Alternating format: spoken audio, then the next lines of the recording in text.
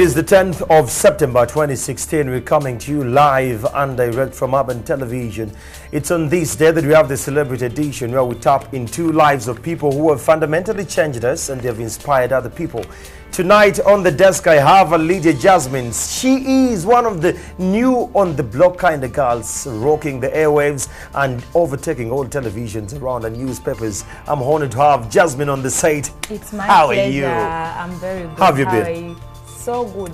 It's my pleasure being here. You look beautiful. What is the secret? Thank you so much. I eat very well. Oh dear. I exercise. Uh-huh.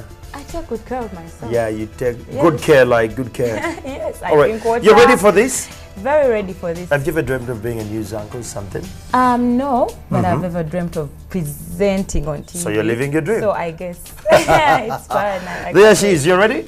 Very ready. All right. Tonight we start off with the big headlines. Residents are threatened to destroy fence built by a Chinese company. Blind beef farmers in Gulu district reaping millions.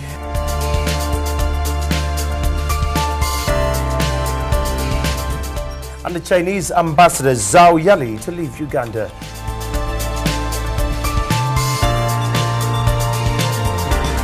These and much more coming up shortly. This is Urban TV. This is the newsroom.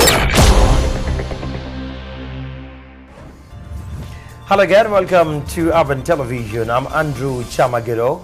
Lydia Jazmine. We start off with a big story tonight. Residents of Wankoba Parish in Nachisunga sub-county in Mukono district have threatened to destroy a fence that was raised by a Chinese company. The residents claim the fence has blocked the only water source that serves 5 villages without permission from the National Environment Management Authority, NEMA. But the drama ensued when both parties failed to understand the language to communicate effectively. Our reporter has more from Mukono. Residents from different villages say this well has been helping them for long now, although they have now been forced to moving longer distances to access clean water. In numbers, they gathered to have their grievances settled as they were accompanied by their area leaders, including the Mukono South Member of Parliament. The demand by the people forced the Member of Parliament, Johnson Senyonga, to have the company stop operation until they have clearance from the National Environment Management Authority, NEMA. What I need is the plan from the district. Okay.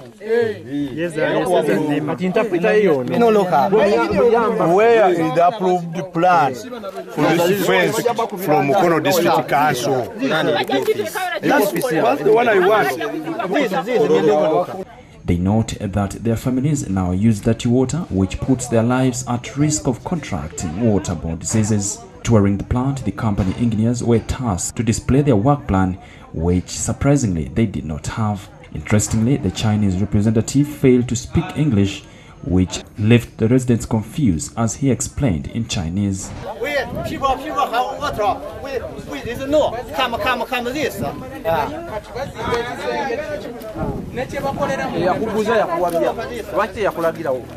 At one point, he even demanded that the Member of Parliament shows his identification.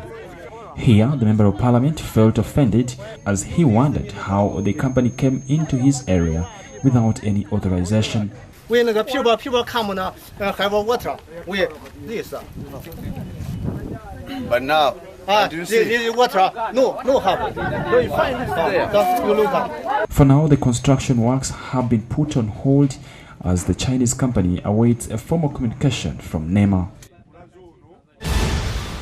In another story, left with just days to leave Uganda after 5 years of service, Chinese ambassador of Uganda Zhao Yali has left a strong message to Ugandan youth to change their attitudes towards work. Well, Zhao Yali says it's important for students, rather citizens, to start saving so as to grow.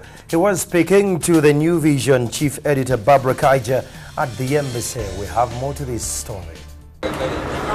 Since 2009, Chinese ventures in the country have realized tremendous growth as well as widening the employment scope for Ugandans.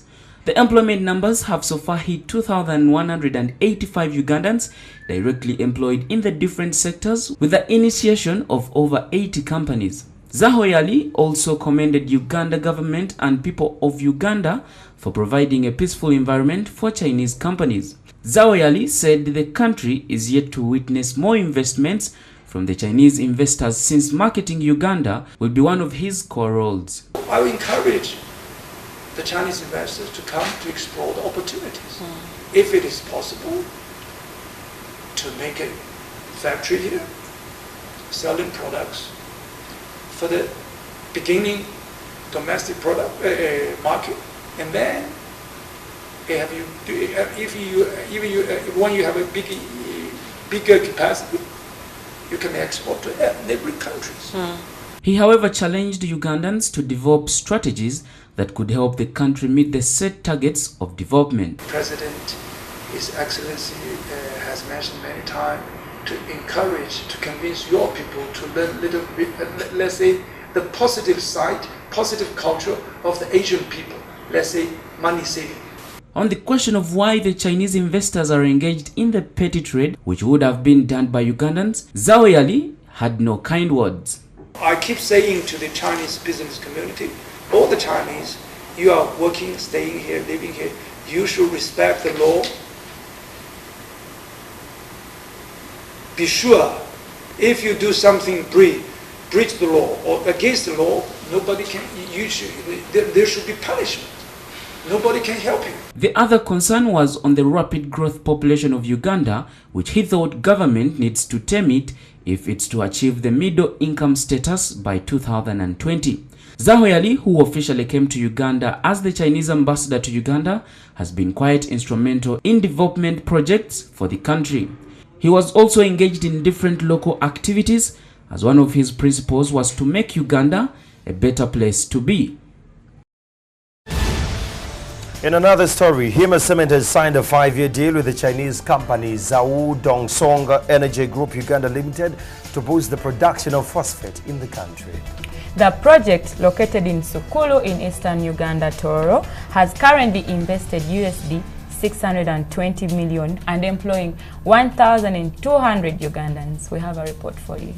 The 5-year memorandum of understanding will see Hima Cement supply Chinese firm Guangzhou Dongsong Energy Company Uganda Limited cement to set up phosphate deposits in eastern Uganda. It also seeks to establish the relationship between Hima and the company. This cooperation for both parties shall cover the project of construction of the phosphate plant and steel mill plant and any other projects within the Skuru Industrial Park. We will also explore collaboration around fuels, because they will need fuels and we also need fuels. So how can we collaborate to make sure that we have a win-win on that? And lastly, they have compared to cement, they have a relatively small limestone requirement, and we have a very significant limestone requirement. So how can we maybe collaborate around that to ensure that they... The Sukuru Phosphate Project is located in Toro District in eastern Uganda and will manufacture key products such as phosphate fertilizers, steel products, rare earth minerals, and generate electricity with capacity of 12 megawatts. Leave alone the fact that it's going to be a game changer in terms of fertilizers and steel, etc., but just the indirect effects of such a project for the whole local communities is very significant. There are more projects to come. We ourselves will communicate in the very near future about our plans for the same region. According to the general manager of Guangzhou Dongsong Energy Group, this opens opportunities for a mutual beneficial engagement. With the bank loan and our capital injection, the total investment will be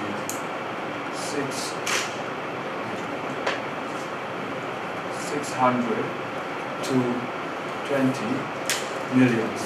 Guangzhou Dongsong Energy Group Uganda Limited is expected to start production on $620 million Sukuru phosphate project in December 2016 and will employ more than 1,200 Ugandans. National Water and Sewerage Corporation Managing Director yesterday evening engaged with social media influencers and bloggers to let them know how the corporation works. Well, the meeting held at the National Water and Sewerage Corporation offices here in Kampala, Bugolobi, advised them to post a message that develops society and not to destroy it.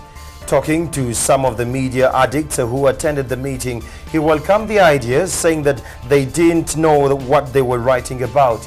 The managing director for National Water and Sewerage further said the meeting was to pass on proper information and know what to write on all raised platforms. And I think that this step that National Water has taken to engage the online community and start building its story is very important for it. I think we've been able to see National Water by their works. So I think they're doing a good job for this country, and they will do more. So let's give them a chance. We just want to make you our partners in communicating the things that are happening in the organization to the bigger public. Because Uganda is made up of more than 35 million, and if you want all of them to know what you are doing, people like you are going to continue to be very, very important instruments in that. And we're going for a short break. We will be right back. But still pending, blind beef farmers in Gulu district reaping millions.